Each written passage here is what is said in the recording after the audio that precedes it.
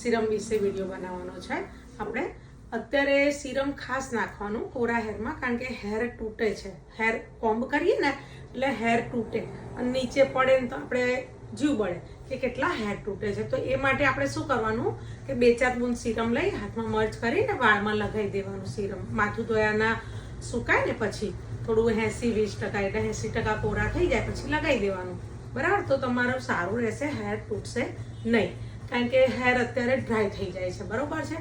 Hair wash કરવાનું હોય ને ત્યારે બી આગલા દિવસ રાત્રે થોડુંક નાખવાનું ઓઇલ હેરમાં, અને ભૂલી જાઓ તો સેમ ડે સવારે નાખવાનું, પણ નાખવાનું થોડું, બરાબર છે, એ બધે હેરમાં, બરાબર છે। અને એનું રીઝન શું છે કે હેર ડ્રાય થઈ જાય છે, એટલા માટે।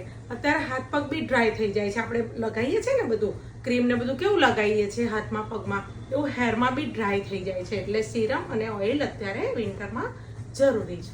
ઓકે।